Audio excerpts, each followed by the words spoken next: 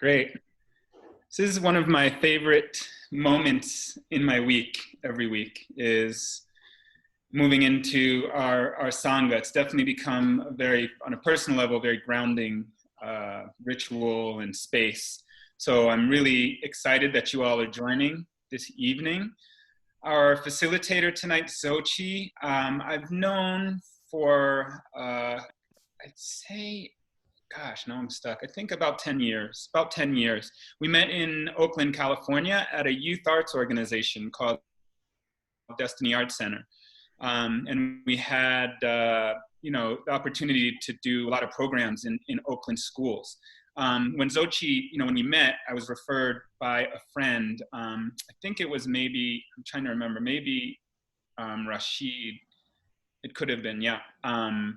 And really high recommendation. And when we met and we had a chance to talk, really was impressed that Zochi kind of was who he was and did what he did. He'd been practicing martial arts, for example, for 40 years when we met. And I was shocked that he was in such great shape. And when I eventually, and I won't reveal it, but eventually found out his age, I was like, wow, okay, I got a role model here for, sustainable life, for health and wellness and keeping myself fit. So definitely Zochi's been a mentor in that area and someone who's really used the healing arts for himself, and then also always had an eye and a value on how that kind of expresses itself in the community. And I think that's a centerpiece of his work as I see it. So I'll give a little bit of a background, a bit of his bio so that you can understand who he is better. And then we'll move right into it. So Zochi Young is a teacher, author, a wellness architect, and founder of Tenesu, which is an African-based restorative and holistic wellness project designed to infuse wellness as a core principle within the social construct of all communities. He's a master teacher who uses holistic and evidence-based modalities to create a transformative container for experiential learning. His kinesthetic movement praxis, mental affirmations, and real-life practicums assist the learner to easily bridge the ancient teachings and principles to address the needs and challenges of our contemporary society. He's an active practitioner and teacher of various healing modalities, including Tai Chi, Qigong, Smai Tawi, which is Kemetic yoga, somatic healing, transformative meditation, and Tuina, as well as being proficient in several martial arts disciplines. He studied, practiced, and enhanced his craft for over 45 years as an integrative and restorative practice. So Zochi, I'm really happy to hand the space over to you. Welcome to the Sangha. And by the way, Zochi's joining us, although originally from Detroit, if I'm correct, if I have it right. I'm pretty sure I have that one right. He's joining us from Addis Ababa, Ethiopia at the moment.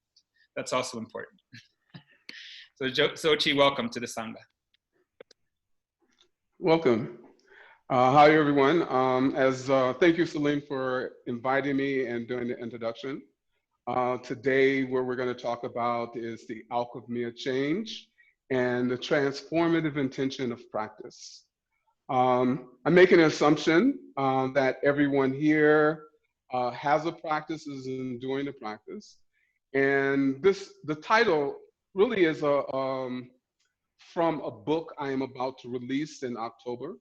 Alchemy of Change has taken me several years to write it, and we could say it's almost a life work because there's a lot of life experiences in it. But this is a discussion that I hope to facilitate, so it's not just going to be about me. We're going to actually have some movement practices, and we're going to look at some affirmations, and we're going to have some discussion along the way. As it is typically, and when I'm teaching, I like to know who's in the room, and for this particular case, what is your practice? So if I can get each one of you to introduce yourself, what your name is, what is your practice, and what is your expectation?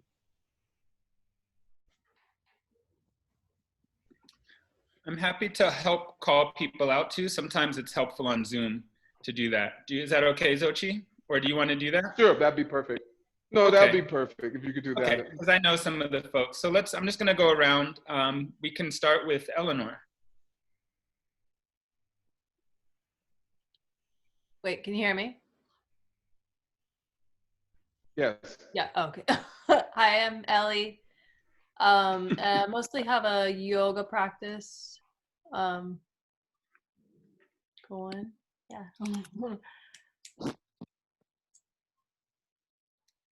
Great, we can keep rolling. Were there any other, what were the other items, Zochi, just for the next folks? Practice and, Just expectations. Name, practice, and expectation. Yes. Okay, great.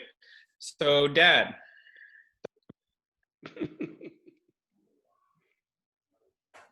Hey, how's everybody? This is Bryant Rollins, Salim's dad. I'm in Jacksonville, Florida.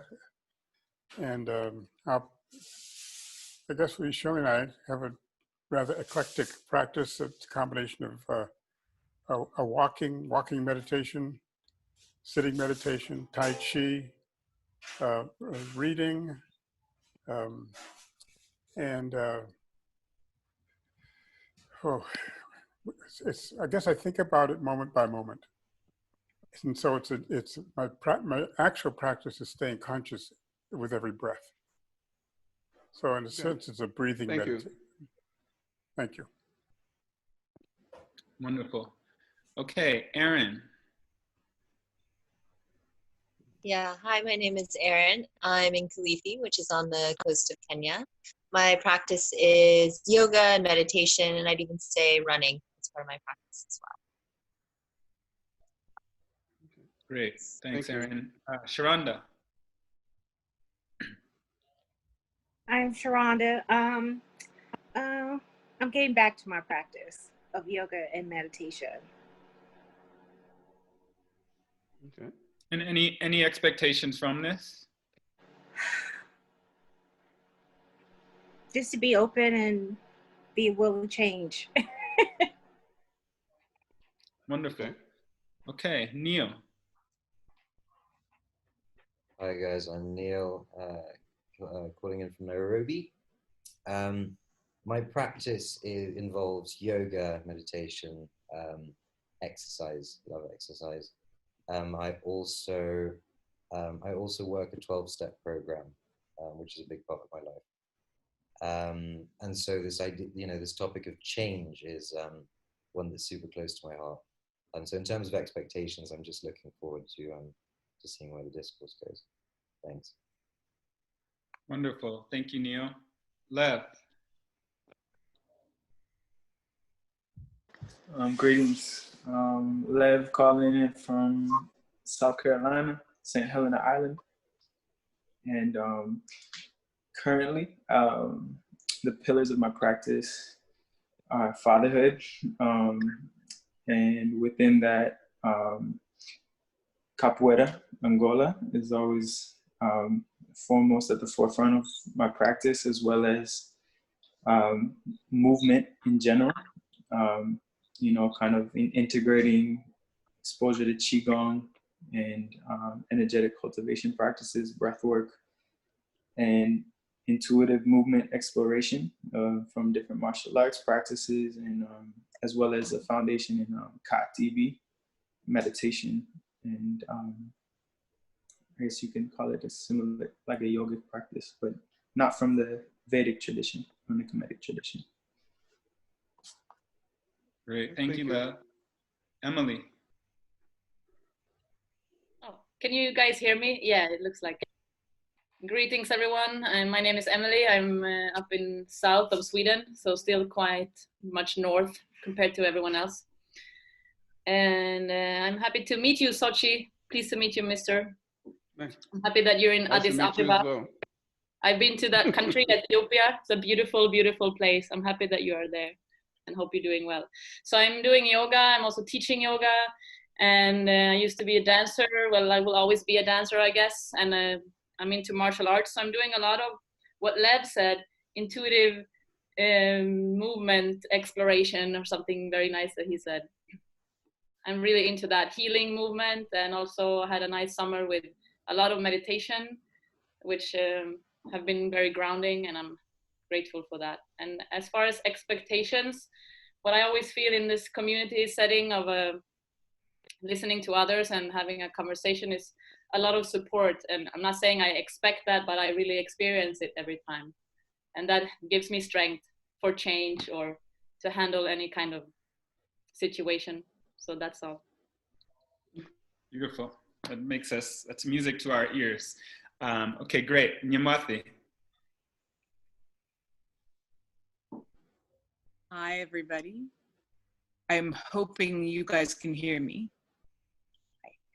Okay, great. My practice or practices are a combination of the body arts, yoga, just self-discovery through the physical arts, as well as psychotherapy and coaching. And I'm very interested in seeing the integration of change from practices that are in a dojo, in a confined space, to real life practice.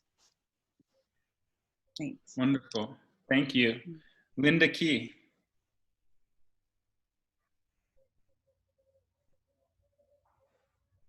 Hi everyone, I'm Linda Key. I'm up here in Canada, in Calgary, Alberta.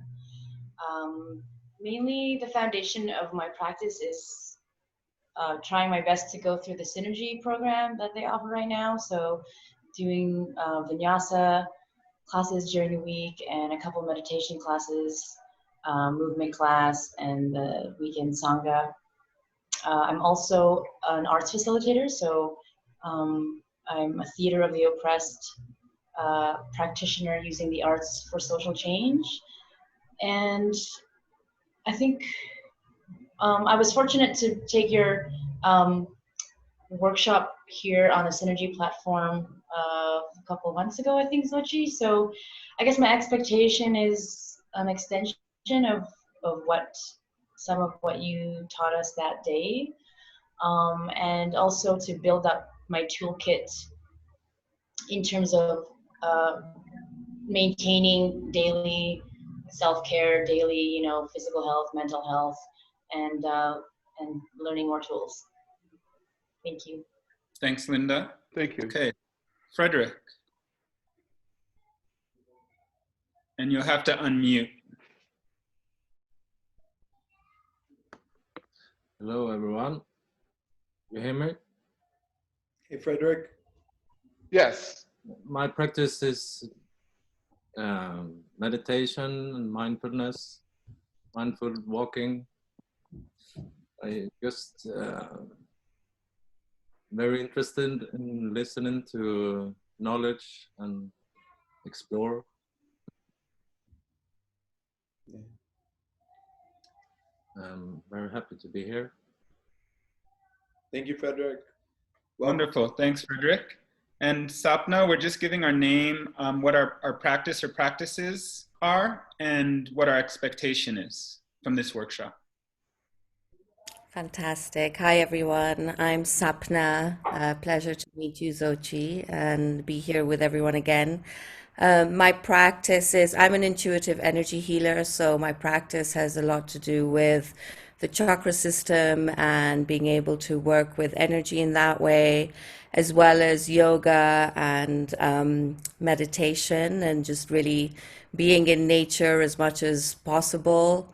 I'm in Nairobi, in Kenya, and just being outdoors really sort of restores my spirit and refreshes me, and which is fantastic. And I think in terms of expectations, I don't really have any expectations more than, apart from really, I guess, learning as much as I can from this amazing community and feeling supported and being here to support others as well. So it's a pleasure to be here. Great, thanks. And that's everyone, Zochi. That's pretty much. Oh, perfect. Good. One of the reasons I asked that question is really to really feel like we have everybody in the room. That we did our breath and we centered ourselves. And the topic is the alchemy of change. And what, we're going to look at what is alchemy and what is change. And in a time of COVID-19, in certain parts of the country, where in the U.S. is Black Lives Matters, and we have political disruption and change occurring.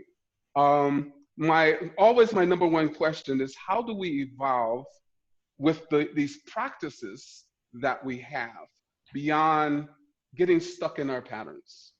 So that's what this workshop or facilitation is going to be about, is how far do we think outside of the box other than our practice? And one of those key processes is we start off with our intention. So our intention, when we start our practice, I'm sure each one of us has a particular intention that we bring to the practice. But for right now, we're going to take a couple more breaths. And I want you to think about an intention for your practice that is inclusive of oneself and larger of oneself. And as we do this, as we just stand or sit, I'd like you to sit, if you're not on a bike, because I did see somebody on the bike, I'd like you to lengthen, sit onto the edge of your seat, and take a deep breath. And we're going to set our intentions not only for what we are doing today, but our intention what's happening in the world. Okay? So everybody take a deep breath, and we'll just take a few deep breaths. And breathing in, lengthening with integrity from above and dignity from below.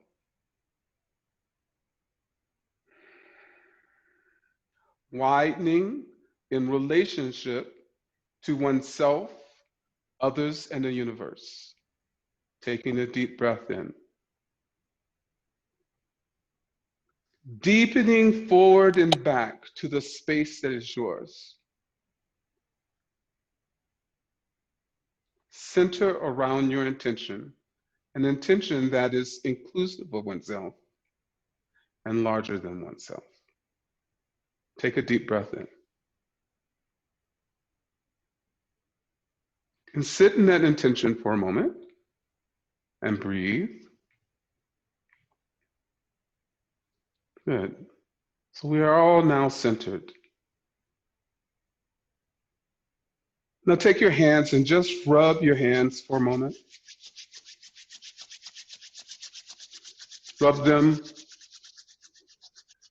gathering that energy, bringing the center, and then bringing it over your face and relax. Okay? We'll do that 2 more times. We're going to rub our hands, getting them nice and warm. Let you know, in Addis is a little cold and rainy here, so I can really appreciate this. And then rubbing against your neck. And just give yourself a nice massage along the neck and just really relaxing. You can bring your hands through your hair like I'm seeing a couple of people do. And that actually relaxes the mind as well. So we're actually going to give us that. And then the last time that we're going to rub our hands together. And then we're going to place our hands on our belly. And let's just breathe.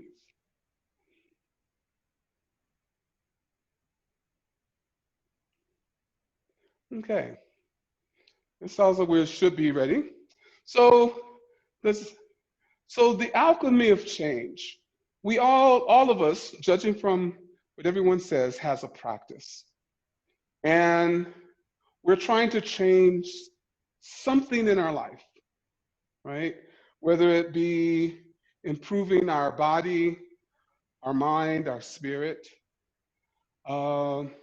making us a little bit more compassionate, a little bit more gentler. But these practices, at least from my observation and study, are designed to change our society, right? So in our practice, by setting an intention that is inclusive of ourselves, but larger than ourselves, hopefully, our larger intention is to have an impact on the society and to create change in the world. Taking our practice off the mat and into the world, so in our basic interactions with other people, that we create change. So this is an assumption of mine, and I'd like to check and see if that, you can give me a thumbs up, or you can just wave and say, yes, this is my my intention. Okay, because it's like a little bit about me. It's like Salim introduced me, and I do come from Detroit, and then I've been doing these practices since say 1955, 1960, 1960, 65, somewhere around there. And one of the number one questions that I had when I was a youth or in my teenage years is, how do we evolve, right?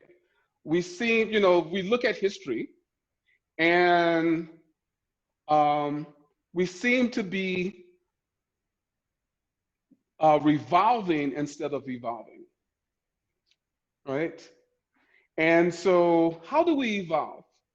With taking these practices, how do we evolve from what we are today to a world that most of us hope that will come into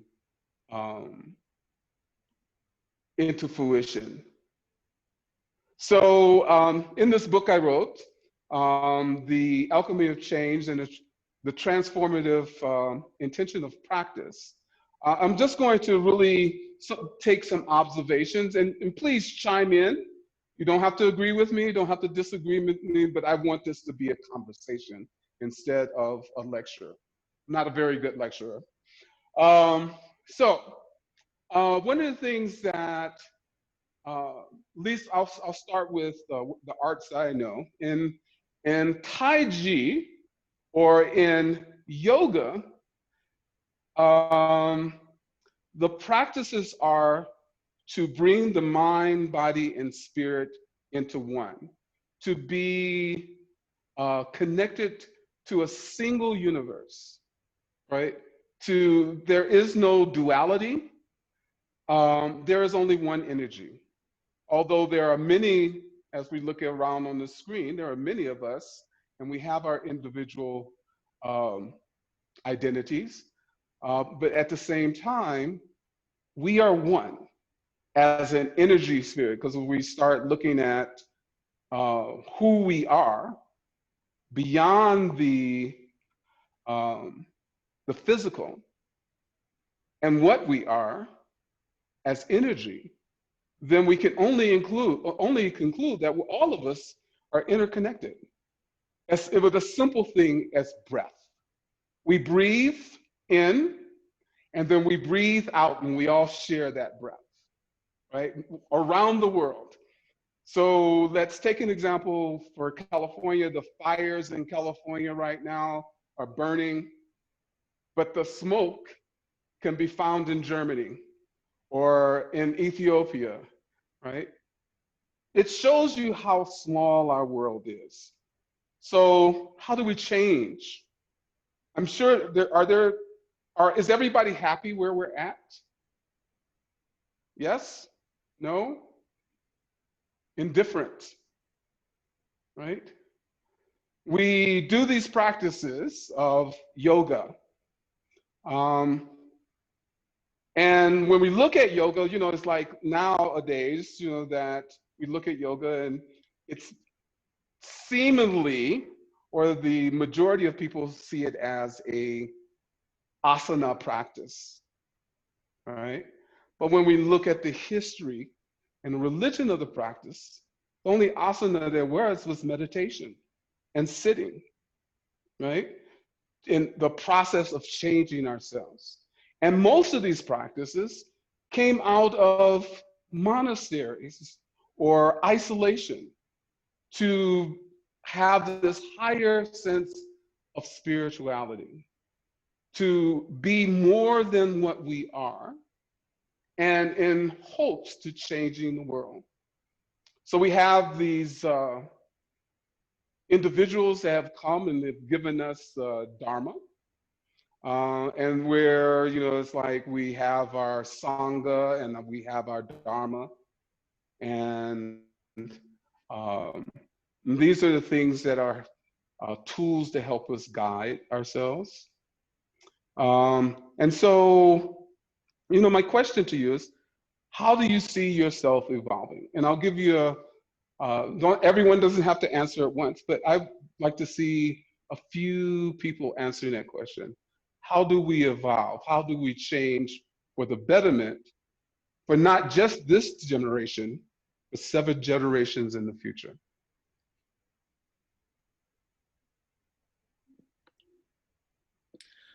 That's a great question. I think everyone's stumped.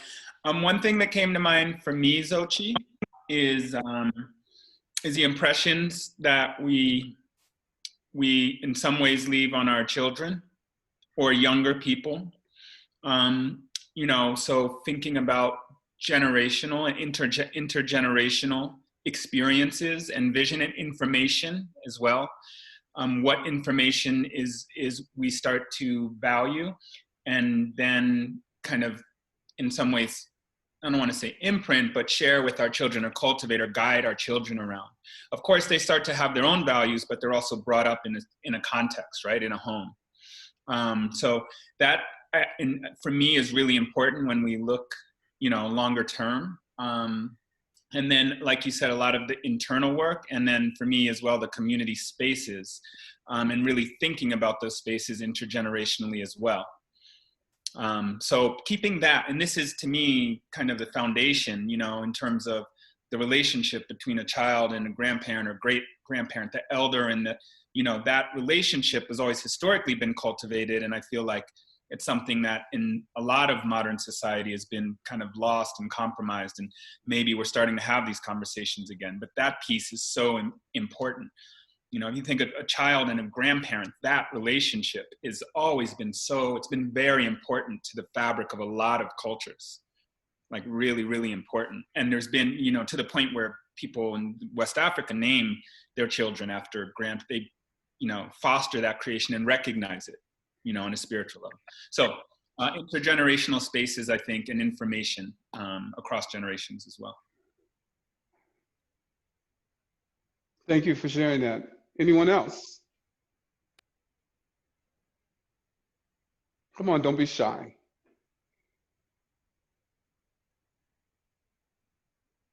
Okay, we'll continue. All right, so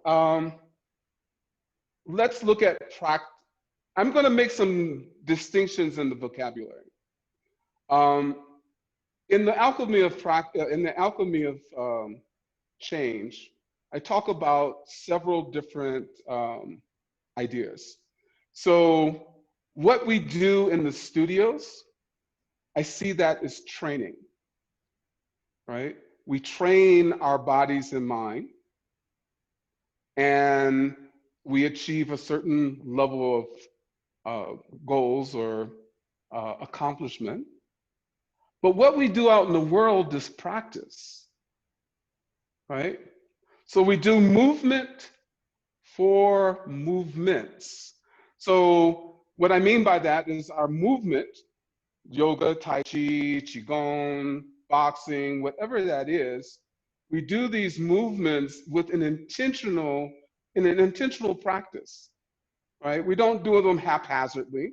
We come to the mat every day in order to achieve a particular goal, at least at the very worst, to bring ourselves back to center every day. So we can at least accomplish the small things in life without losing our stuff, right? But how do we take this off the mat? So what's the difference between training and practice? Because all of this is an element of an alchemy. So, for example, we come to the mat and we begin to breathe. And we bring ourselves into a still state. We find center, right? And at the end of this practice, whether we're doing yoga, Tai Chi, Qigong, we feel good about ourselves and we feel centered. And we step out onto the streets, into our workplace or into our houses and our family, and something triggers us. It could be a discomfortable conversation. So now that, and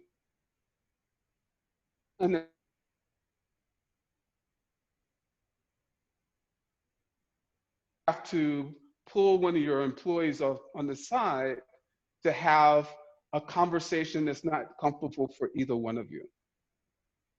Now you have to bring your practice, bring the training into the practice. Everybody follow me on that? Yes? No? Okay, good. So we're bringing our, how do we do that, right?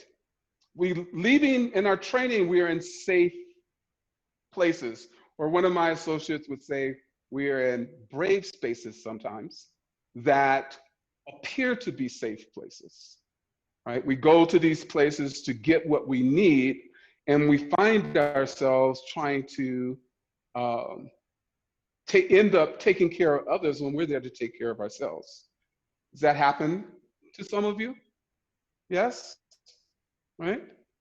So, and there's, it's like our classes are about, as a teacher, our classes are an hour and a half or hour. And so as a teacher, how do we help the student to make that transition from training to practice to changing their lives and the lives of others around them? Any suggestions?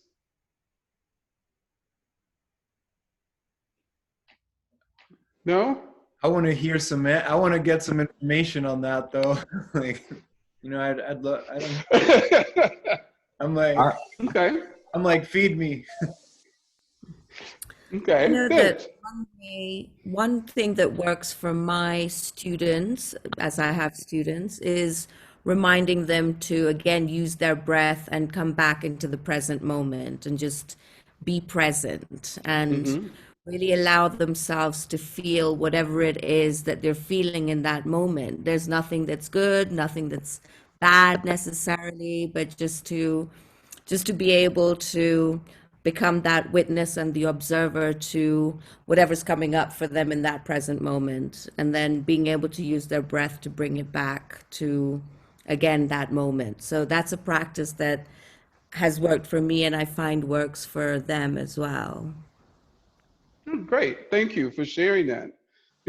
Coming back to the breath, finding center is always a good practice. We do that sitting on the cushion. We do that in standing in asana. We do that in movement practices like Qigong or Tai Chi. But we're doing that in safe places. So one of the things that I offer my students is practicums. What I found over the years of teaching is that I could talk a good story about this practice is going to bring you to center and you're going to feel good and you'll be more productive and it's good for your health and all the benefits that are hanging on the branches. But we're not taking care of the root, right? We're not, or I am not, or was not taking care of the root. I'll speak for myself. And so how do we get to the root that changes our society, right? We can kind of say we change ourselves. Sometimes I think that's a false negative, a false narrative. Some of my colleagues would disagree because we definitely see the research and, people are more productive, people are more relaxed. There are, it's like Tai Chi, for example, is good for a variety of hypertension and nervous conditions and so forth and so on. But then we look outside the window of our studios or our dojos or our practice halls, and we look at the world, and it's in shambles, right? We find that we see that with COVID, a world is in fact impacted and full of uncertainty. So how do we change that? How do we make that differently? So one of the things that I give my students is practicums, coming back to practicums. And what is a practicum? So we may talk about the principle. And like, for example, we set our intention. And so in Tai Chi, we have a movement called moving obstacles out of the way. So I'm gonna step out and show you this, if I can, tilt this out a little bit. Yeah, all right. So the movement itself is moving obstacles out of the way, okay? So we start off, we come up here, we breathe, bring our hands down,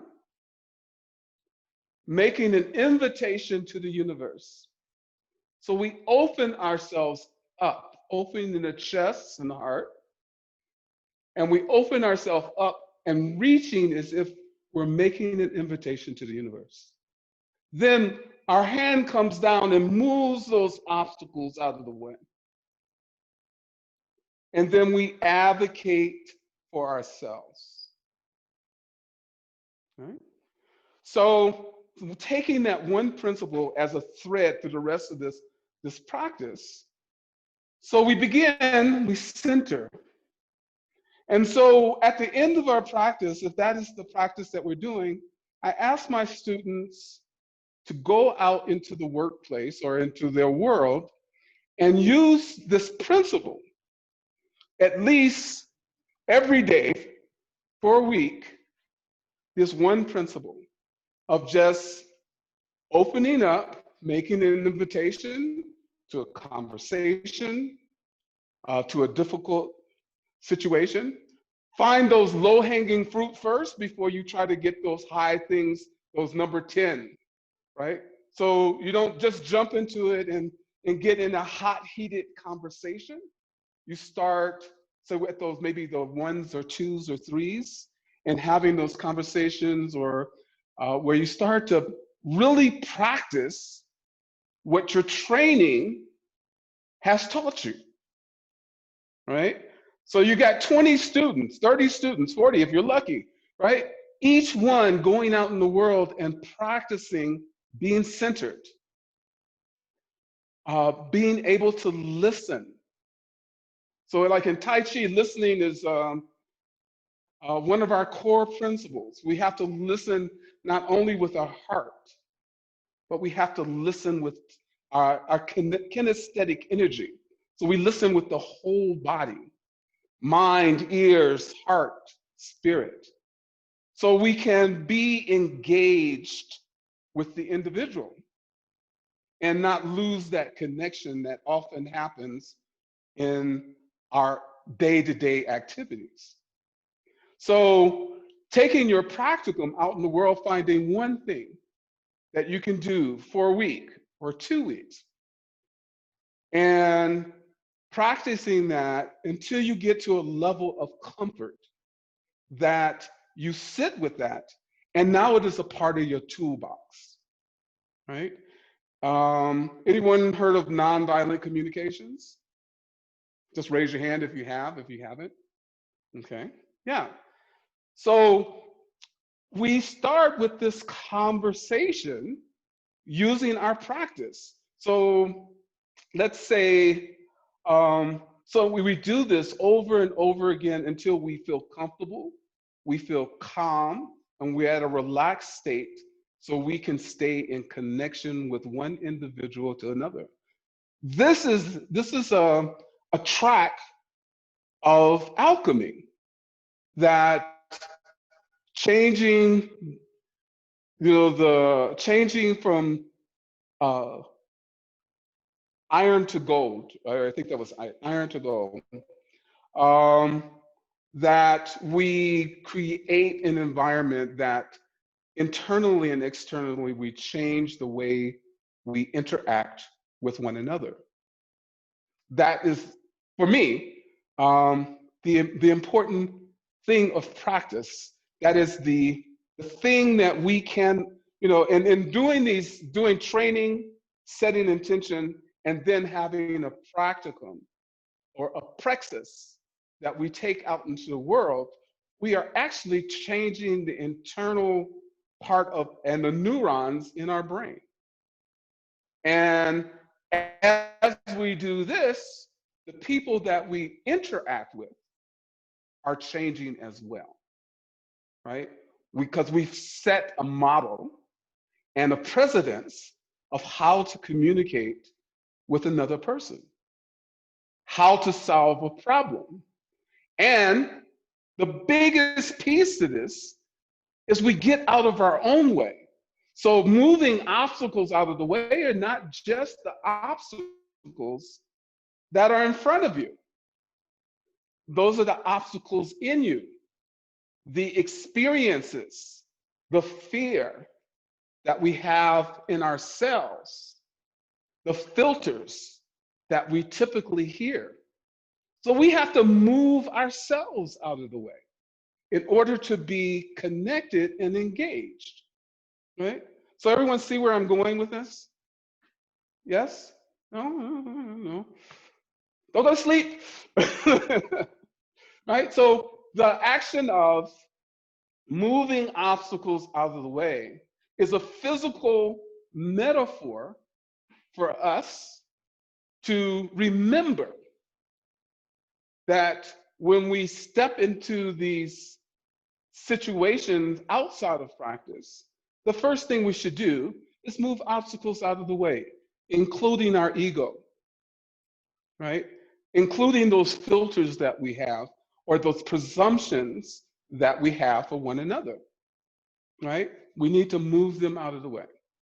And Tai Chi is, I'm not sure how many of you are familiar with it. A lot of people practice Tai Chi as a health practice, but Tai Chi's origin is as a martial art. And so we, in the practice, we learn to step to the side.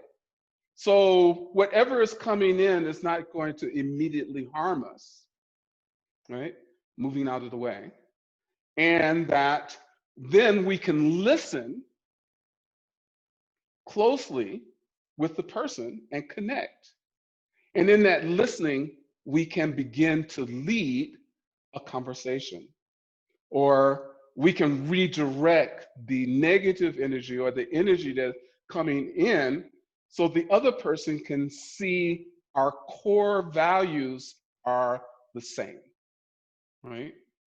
We can disagree on a lot of content out there, but if we can get to the core value, we'll find that our core values are very, very similar.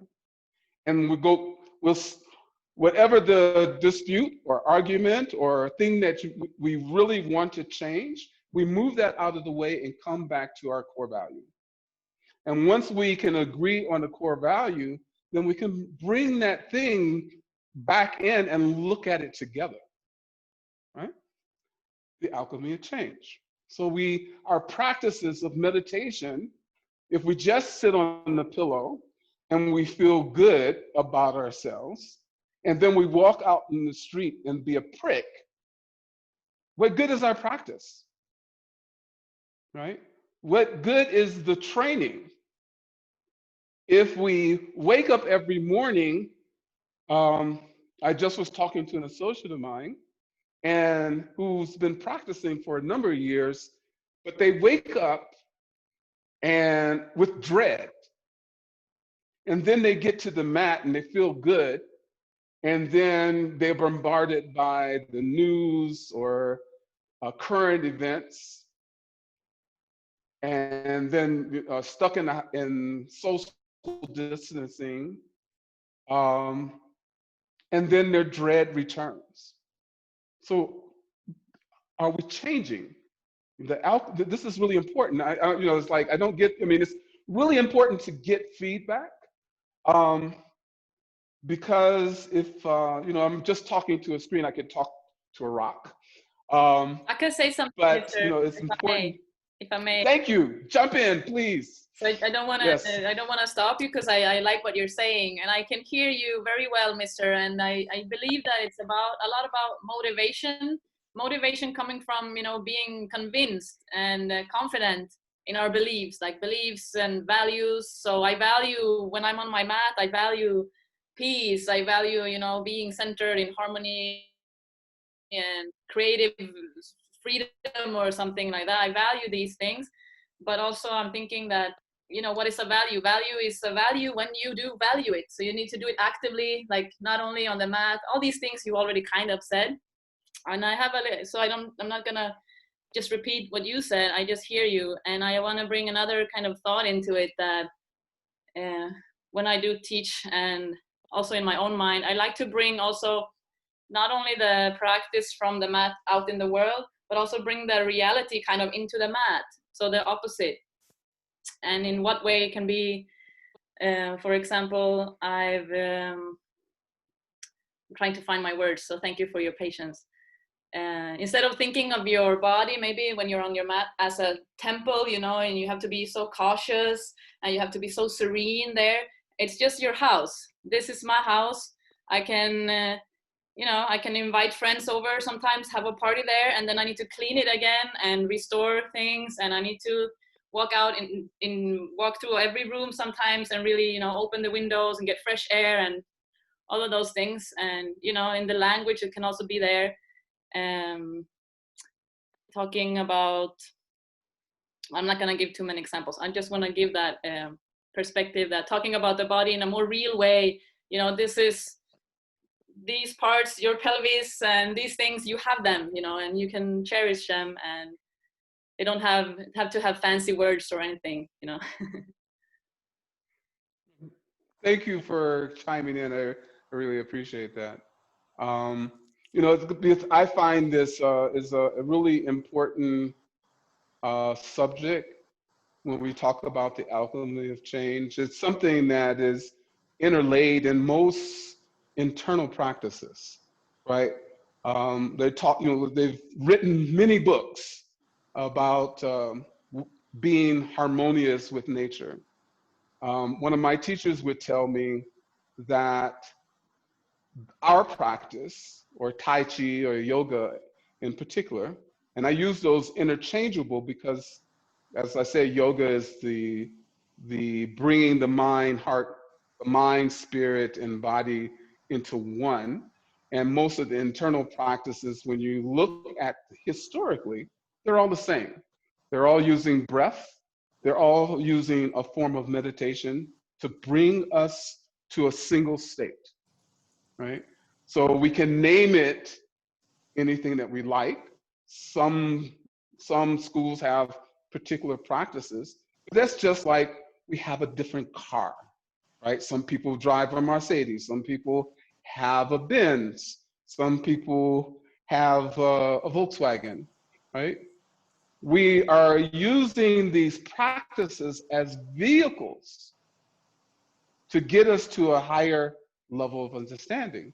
And so my teacher would tell me is that these practices are to get us out of the habitual, get us out of our habits, and to return us to our natural state, right? And so my question is, well, how do I know I'm back to my natural state? I've never been there, right? What is our natural state like, right? We have these outer conditions. Our society is telling us that we need to work hard and be a success. We need a certain amount of money to do things. But in the beautiful part about, say, COVID, it has changed the world and it's forced people to look at their lives really. What is important to them? to come back to a relationship, right? And sit into a practice that allows you to do the things that you want to do outside of what the society has told you that is your life, right? For me, I would hate my life would be to be born, to live, and to die, knowing that our practices promise to take us further than that. You know, to be in harmony. What is that? Anyone have an idea? We use these words of harmony and peace, justice, but what does that really feel like? Can we maintain that state of being? Or is it just something that we can feel on the mat? Is it a temporary state and not a permanent state? What do you think? Are these things that we accomplish, or is these are just temporary states of being? I think there's, yeah, I mean, I can share. For me, there's the idea of, you know, certainly for me, having experienced different moments of like what I feel like is like deep, I'd maybe describe as deep connectedness, you know, bliss of, you know, really, really kind of being in alignment and connection. And so there's the idea for me of through sustained practice and discipline of kind of cultivate. So to me, that's where it is on the mat, is like by practicing frequently and pushing through like some of the mental back talk sometimes, like in the morning, like, I don't feel like practicing, you know, just working through it a little bit. So you go on the mat anyway. It doesn't have to be an intense practice. It can be soft, but just the regularity of it, that for me, that helps bring it into the work, just because it's in my body. It's the routine of it to me that helps it kind of become something that gets into, you know, into the kind of fabric of my body, my bones. So that's where the physical becomes, you know, it starts to become more normalized when I am out in the world. In terms of the other thing you talked about, like, do these states fluctuate? And even in talking about, you were saying like coming back to like a natural state, like to me, that's also something that's constantly changing in my mind. Nature doesn't stay still, right? It kind of evolves, it grows, it goes through different stages. So I think there is, in my mind, there is flux. When we talk about a natural state, then maybe that's something that's always changing somewhat too. What's natural to us today wouldn't have been natural necessarily. A lot of the things wouldn't have been natural to humans 400 years ago. And we don't necessarily want the things that kind of at some point would have been natural to us necessarily. You know, we've kind of evolved a bit differently. So it's interesting just to think about and talk about what is natural for us. Is it a stagnant thing, and is it evolving? Are we co-creating it, which is kind of how I would probably describe it? And if so, then what does that look like? What does it show up like? And what is it we're co-create? What is it we're, because to me, we have, you know, the power of creation is 100% within us. That's no question. I mean, we can procreate, we can create, right? Most people, you know, and we can create mentally, if not physically anyway. So then it's a question of what are we creating, and what, you know, how does that become natural? Thank you. Anyone else want to chime in? I'd like to speak to that, kind of building off what Salim was saying, and how when I observe nature, you know, one of the foremost principles that comes to mind is flow. That there's a flow of life, a flow of energy, and wherever that flow becomes obstructed or stopped or blocked in some way, it's almost like there are many agents or many forces that come to that space to then transform that space to get it flowing again. It's almost like an inherent principle, you know, an inherent mechanism within this body of life that we exist in. And to bring it back to the self, you know, we know when we get stagnated. We know when we can recognize within ourselves when we're not in that flow state.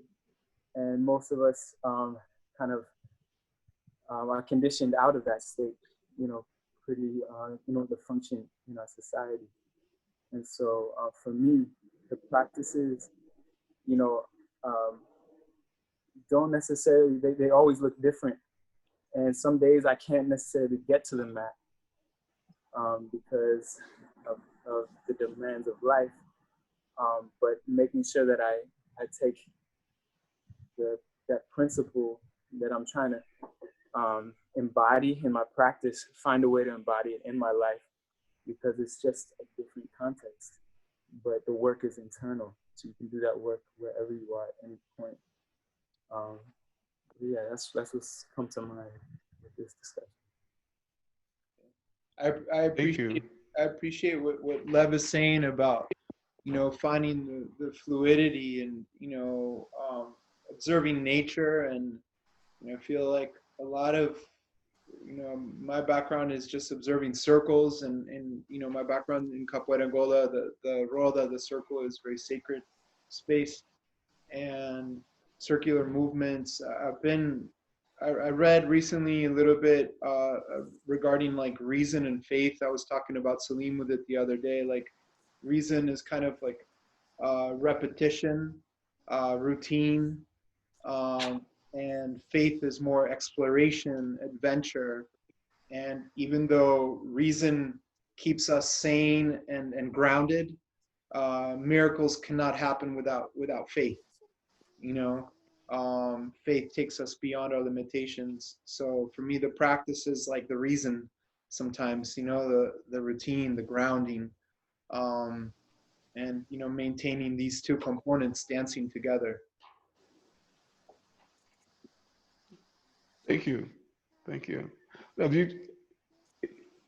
So, I mean, so I heard a couple of points I want to talk to. Embodiment is a theme that comes through most of our disciplines, right? Our goal is to embody these practices, right? To take them out, and when we have embodied them, how do we know that we've embodied them, right? We take them out in the world, and that practice,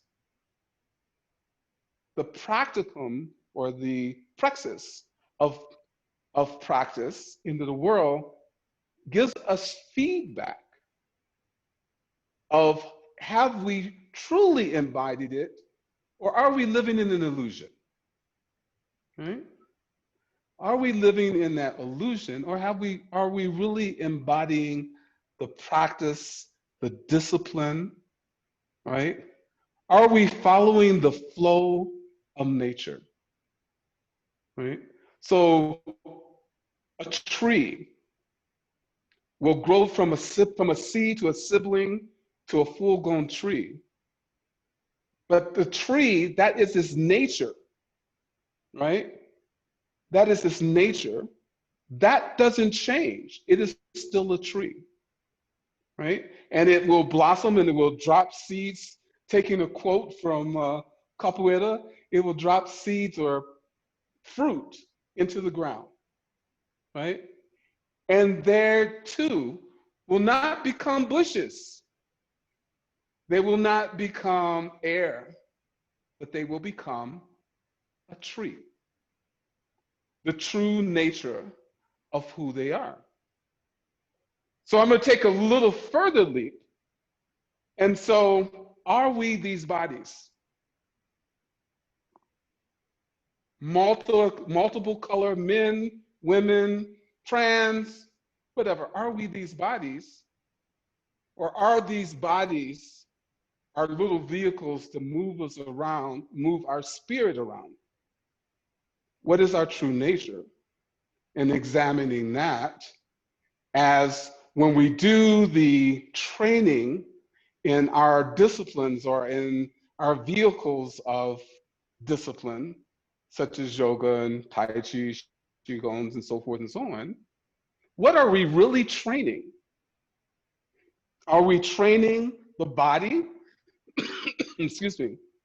And then at some point the body goes away and that's the end of who we are?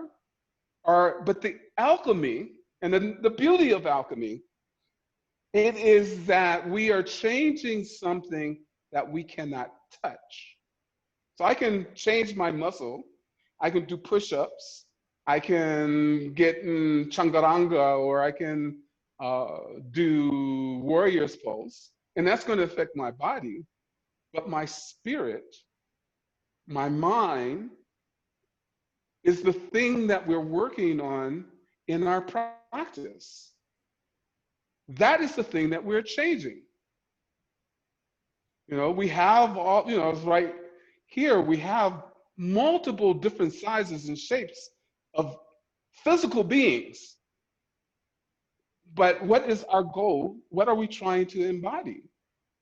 Now, you know, it's really a question upon questions. So one thing I would say, I have a science fiction book that I guess I've been working on for years, and I've got an outline and I haven't done anything. But in this science fiction book I have that ties to the alchemy of change is that we are spiritual beings coming to earth into a physical experience. And that we have that physical experience so we can continue our spiritual journey. Right? People follow me, is that too far science fiction? And I lost everybody. Excuse me. Following. So, following, okay, good. So with these practices, and let's look at the origin of these practices. Like yoga is a form of Hindu religion, which was primarily meditation. Eventually in the 60s became a more gymnastic physical practice. But the goal was to change the inner self, the spirit of ourselves, having correct speech, correct thought, right? So we could change the environment which we're in, right? Tai Chi, actually the physical practice is something relatively new, but the spiritual practice, Tai Chi means the grand ultimate, the great divine, the universal properties of yin and yang, polarity, right? So these practices are Qigong.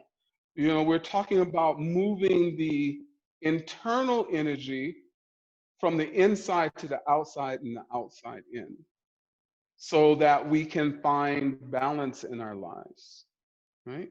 All of these practices, when we look at their principles, are not talking about our physicality or the kinesthetics of movement, but talking about how we can be much better spiritual beings, right?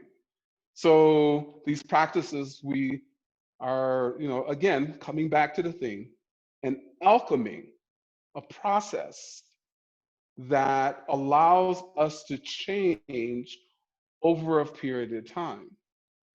And I find that, you know, I'm of the belief that these practices have gone on for thousands of years, but my thing is okay, yoga is practiced 3,000 years. Samai Tawi was practiced 5,000 years. And I look around me in the modern world and I don't see much changing as far as the human condition. You know, we still have war. So where's the peace?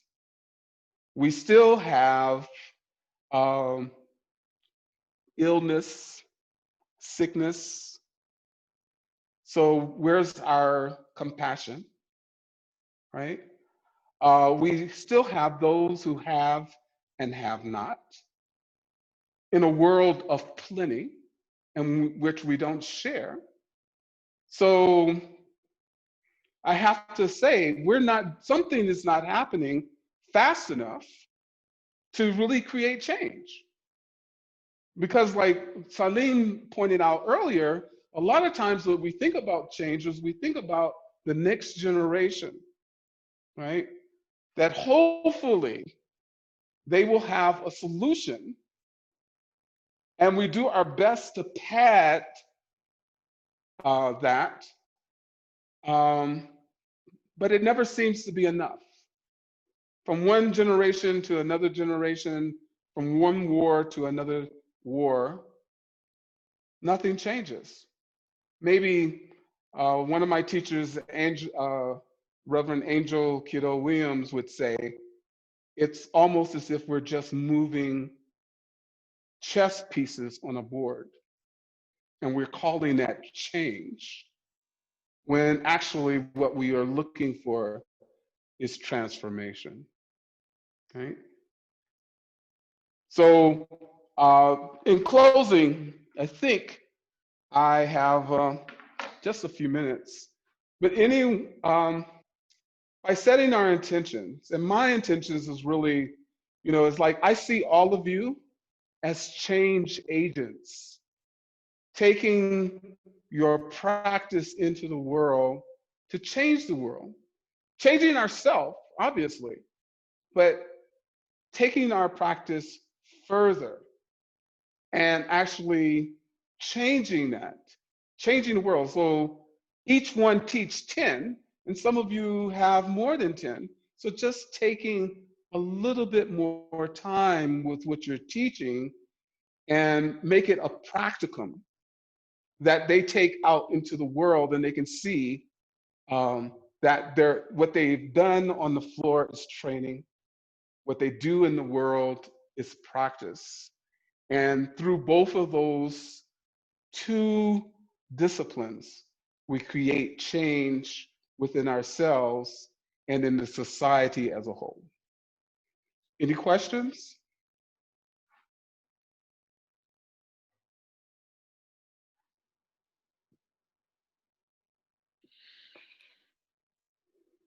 I have a question.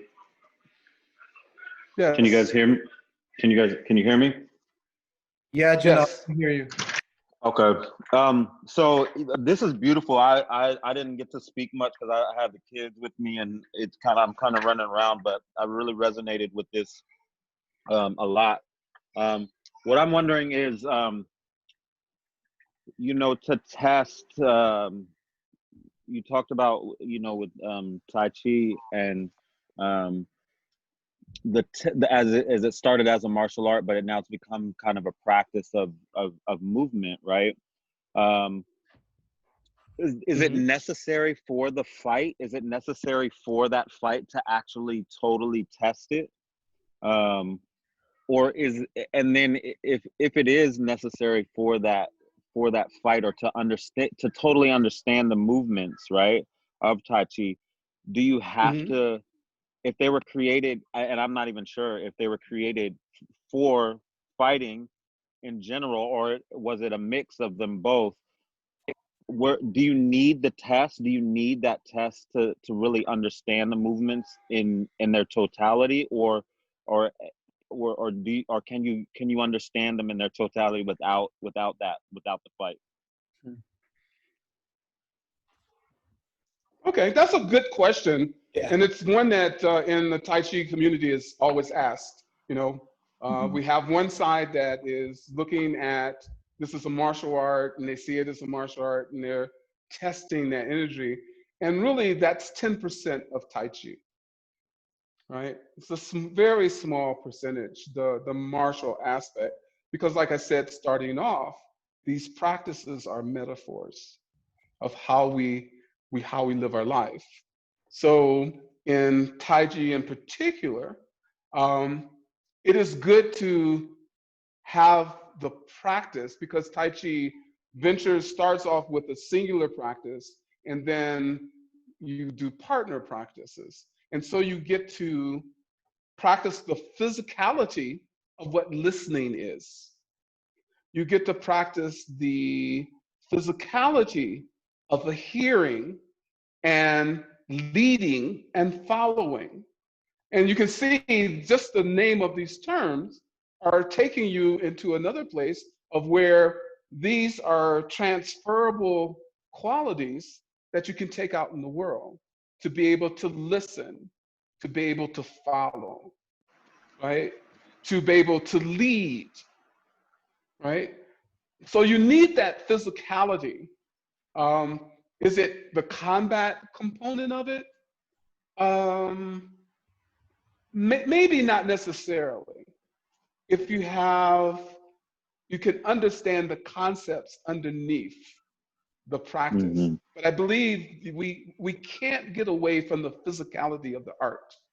We need that that connection with each individual, right? Mm-hmm. You know, so it's like, I don't know, some of you are teachers, some of you are not, but when we don't have that physicality or relationship with someone, so I used to have a student that used to be like this, and I would tell him to relax, and he says, I am relaxed, right? And I put a mirror in front of him, and he says, I'm relaxed. So not until we taught him to soften with touch and having the physicality that he could bring himself to a new normal. Yeah. Right? A new normal, which found himself more centered, where he's always like this or crunched like this.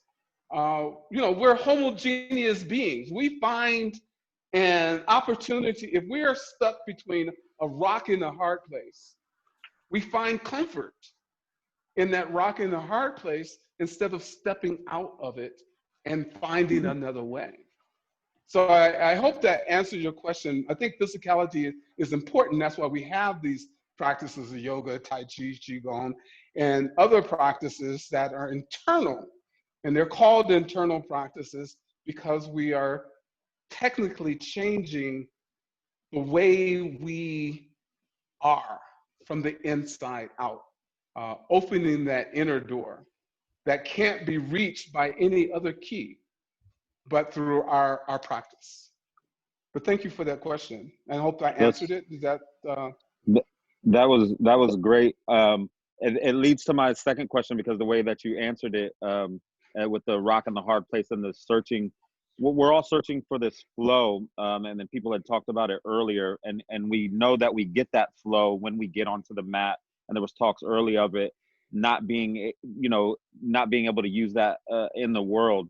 But so my question is, do you think that flow is always actually there, and it's really the perspective that we don't see it, or we can't feel it always because of external things, or because of the position not being at, sometimes people can't, if they're not in the studio, they can't get into the flow. Sometimes people can't get there in nature, they can't get into the flow, or they can't get into a certain flow without their teacher being there. And then it's so is it really the flow that's changing? Isn't the flow always there, and it's really just our perspective, or us having a hard time connecting to that flow? That is, I'm just wondering. And then are there exercises that you like to do with your students that get them away from being attached to their regular routine? Some people are so routine, it's like if their mat changes, or if anything changes, they're unable to find that flow. When what we want is, even if you were at war, or even if you were somewhere in an intense place, you would still be able to find that flow, because that's what saves you, right? That's the point, right? Right. Yeah, I think, thank you for that question. And the flow is, it's like you read all these different books, psychological books and sports books and yoga books, and they all talk about being in the flow. The simple question is, we are one energy. So yes, the flow, the energy is always there. And so to be able to tap into that is really the practice, right? That in some ways we have to detach from the practice, or as it's said in Buddhism, is we don't become attached to the flow, right? It's like if you're groping for something, it always seems to move a little bit ahead of you. But if we practice a simple thing of standing in place, aligning ourselves, rooting ourselves into the ground, that energy flows through us. So even in a standing position, we can be in the flow. In nature, we can be in the flow. In the workplace, we can be in the flow. Will the flow feel different? Yes, but the flow is still there.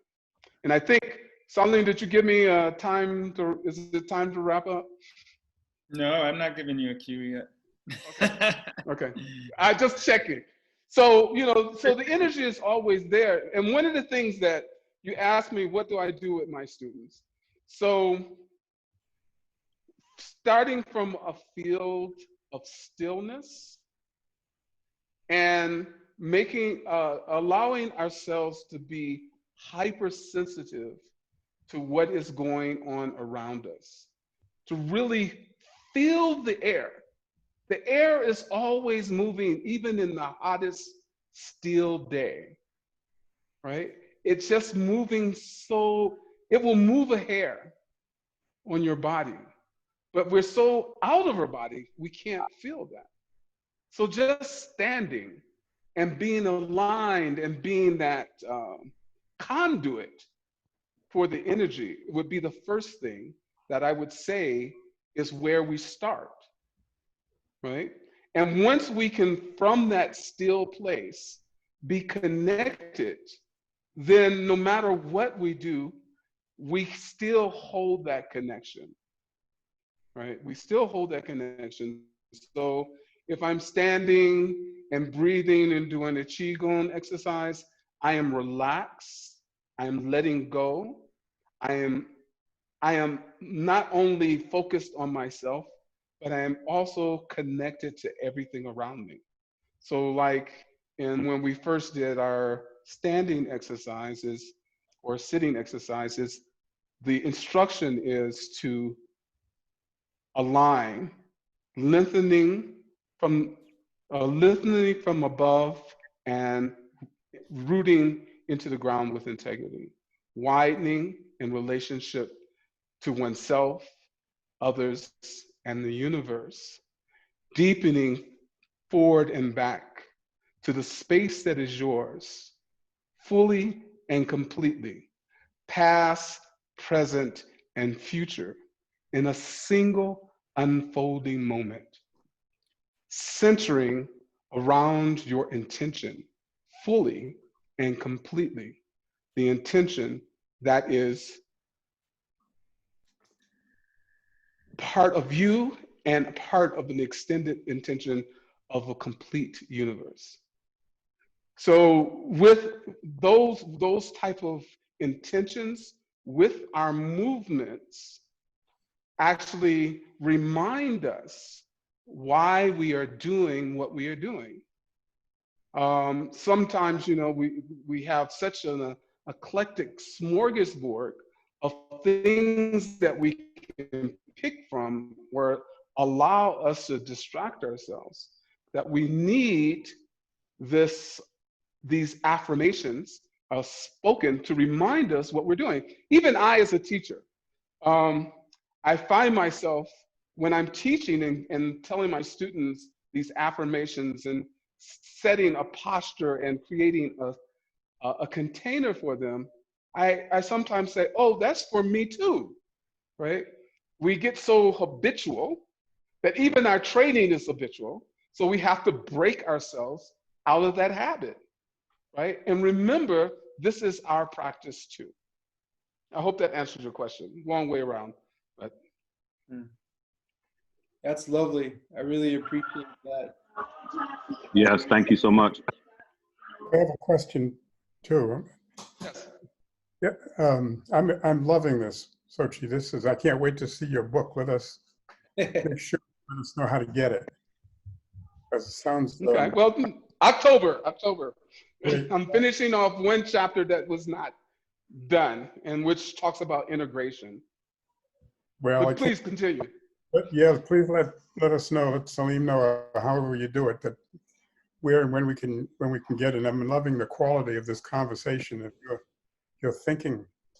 My question, it has to do with something you said earlier about being in the flow and attached at the same time, because that's something that I struggle with. Right. And go back to first principles, and we're all one, and yet I do make this distinction between teacher and student. And if we're all one, there are no distinctions.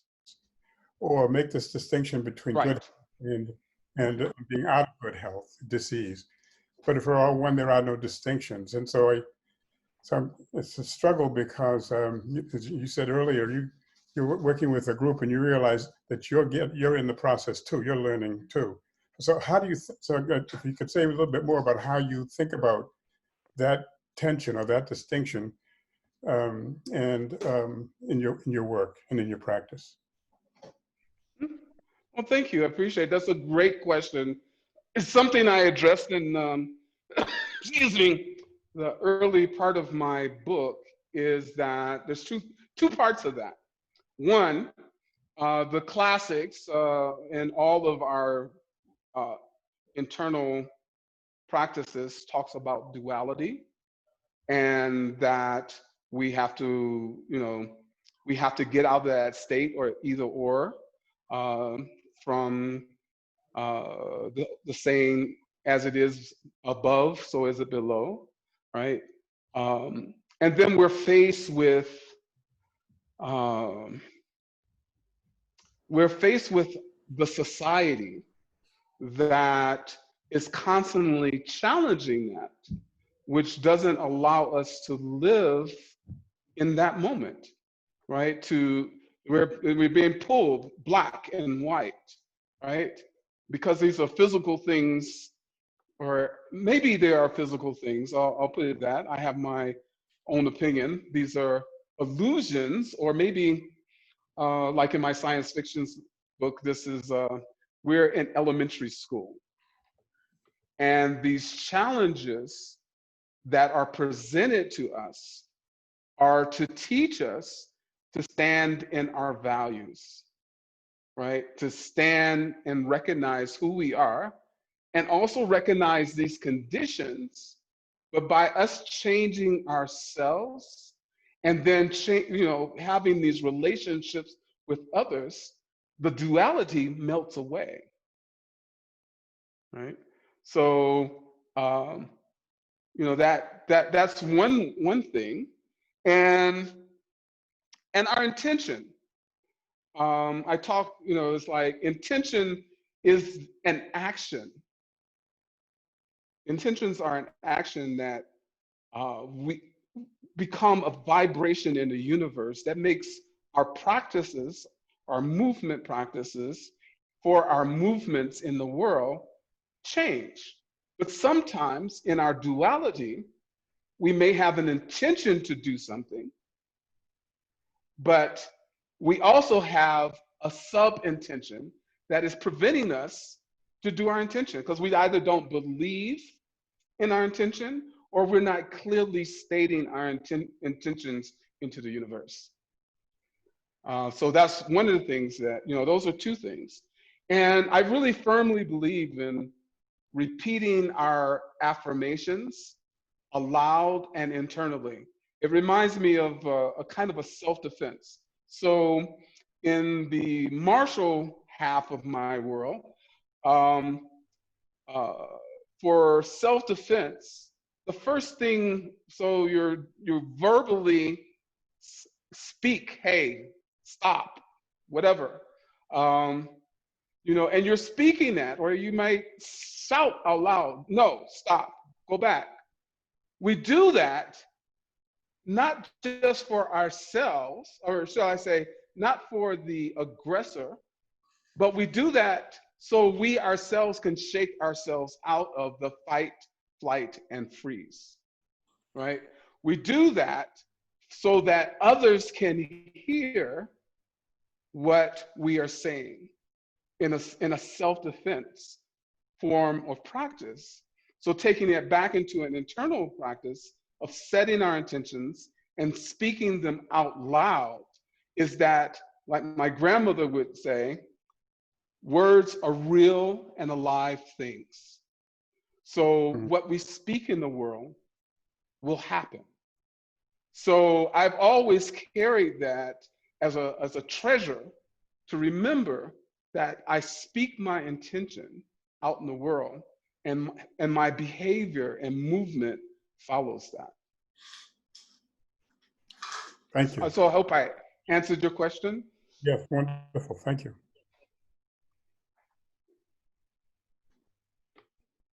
Okay.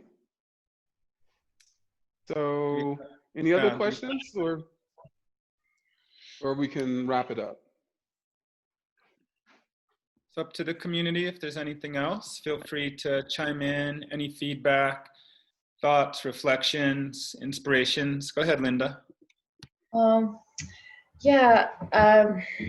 Zochi, I'm so grateful for this conversation, and this whole time I feel myself getting all tingly, and I can really nerd out on these principles that you speak of, and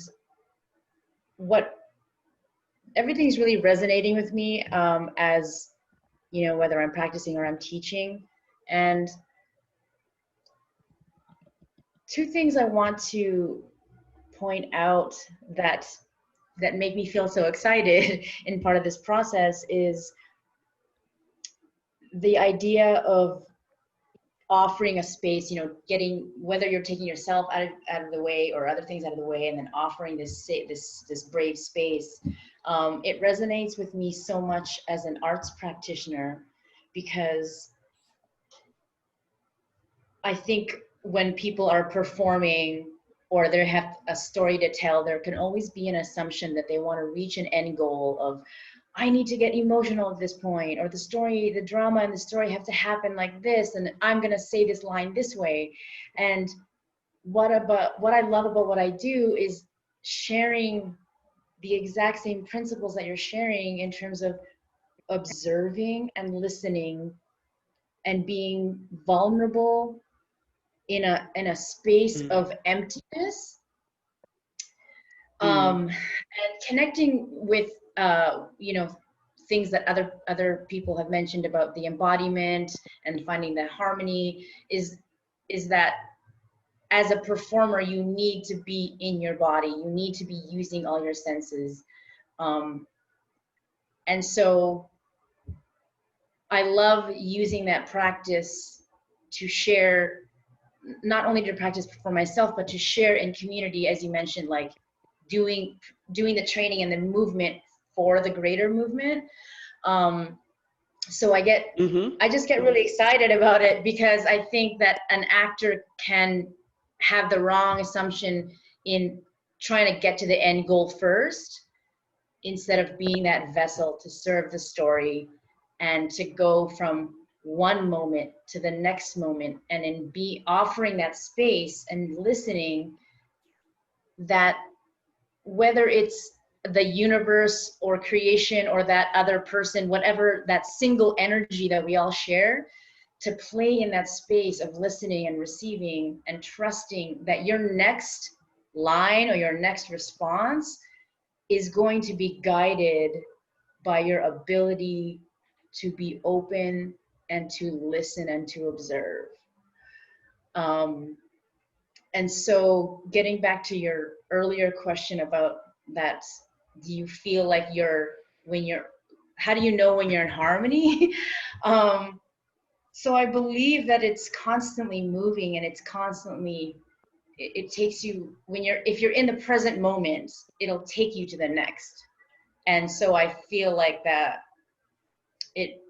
the image of the yin yang symbol comes to mind for me, that it's the path in between that circles around and it waves through the two energies, that is a kind of a visual representation of how I see trying to find that harmony and to stay on that constantly moving path. Yes. Thank you for sharing that, because that is the magic or the alchemy of practice and change, is that we as teachers, we invite the student to step out of their ego for a moment of time into a safe place and to explore who they really are and not how they've been defined in the cubicles that have been set for us in the society. And by doing that, we discover a wide variety of possibilities that we never even considered to be there. It's if once we step out of this our framework, and a whole world is being presented to us of possibilities. A whole different dialogue is being had versus the conversation that we normally have, that is sometimes quite boring or sometimes repetitive, and it always brings us back to a single spot. It's like the person that always is falling in the hole. What do they have to do to, they can go to the left, they can go to the right, they can go behind, they can even attempt to cross over the hole, but they always end in the hole, right? It is in our freedom, in our ability to let go of who we believe we are and discover something different, that we have a full range of capacity building activities. So that is definitely, because we're all actors, really. Come on, we've all been assigned a role. We come into the world, we've been assigned, okay, you're a guy, you're a girl, right? We start getting placed in these frames. Oh, you're smart. No, you're not so smart. All right, oh no, you have to go to the back of the room. We're all put in these boxes, and the social norm does this to keep us separate, right? But these practices that we have are trying to unite us, to say, okay, get out of your habitual life and step into your true nature, right? Get out of your habitual life and step into your true nature. And you can't do that in a box. And you can't just do it in a studio. You have to do it in your entire life. And that's the beauty of our practices. When we start examining them, not just taking them we go into the classroom and then somebody shows us an asana or a movement and we can hold it or we feel really strong about it. It's really peeling away the peeling so we can actually see underneath it, because that's what the practice is supposed to do, is to get underneath the skin and actually show us who we are. So thank you. Thank you. That was beautiful. Yeah, it's making me emotional. Thank you so much. Thank you so much, Zochi. Usually the sanghas, we kind of keep going until we're ready to close. So some of the recordings are pretty long, and so whatever it needs to be, it's what's going to be. I do want to just share an announcement. This weekend we have the Rising Festival taking place, and we're very excited about it. a lot of beautiful people coming together to share in these arts. And I'm gonna put the link right here. It's 100% donation based, so everyone is able to join. But I'll put the link in the chat. And I'll also like to ask you, Zochi, if people want to reach out and connect with you, what would be the best way? Would that be like email or I was looking at your Instagram, but Yeah, I don't very much. Yeah. I'm not an Instagram person. Yeah. Usually it is email or WhatsApp, and I have a U.S. WhatsApp number 1-510-987-6191, and those are the two primary ways to reach me. That would be the two best ways to reach me right now. And soon I will have a kind of a blog. I've been writing the blog, but I haven't posted it up. And so by October, there will be a new blog, and also the book will be out. So it'll have its own page there. And so we'll be offering a special deal for the first 100 people that purchase the book. And it has been an adventure in itself. The book has been, for me, an opportunity to step out of my fear and step out of my egos, and then just go through the journey, to stay in the flow. And when I feel stuck, and if I breathe and do what I've been trained to do, I'm amazed at what happens, what comes through me. And I see the whole book as something that is really coming through me and not necessarily by me. Beautiful. Beautiful, Zochi. I'd also love to extend the invitation for your book. We have a shop on the Synergy website in which we share the books and different, we have a friend that makes some wonderful tea. So my mentor, Audrey Peterman, who's part of our Circle of Elders, her book is on our Synergy shop. Maybe we can put your book there, and everything goes directly to it. Just be like hosting your link there, so it gets channeled to you, just giving a wider audience to the book. So whenever it's ready, I appreciate that. Definitely, we can talk. Yeah, since I appreciate the offer, I probably will take you up on it, because it's really is really focused on these internal practices. Yeah. And especially as teachers, what our role can be in a changing world, what our role can be in all of this uncertainty. My teacher would tell me there's a difference between an instructor and a teacher. And she would say that the instructor just teaches what's there, they teach the movement, they stay within the framework of the discipline. But a teacher moves the student beyond the physicality of space and place and changes the dynamic of the individual that walked into the door, and they can walk out one bite at a time, one little piece at a time. So for me, the book is a teaching tool, and be happy to share it with you guys and share it with your community. And hopefully you'll get something out. It's simply written. It's a quick read. And I think it has a lot of inner threads that are woven together to be a book. So wonderful. Thank you so much, Zochi. I think we're welcome to keep chatting a little if we have a few more minutes, but Francisco, I think we can probably wrap up the recording side.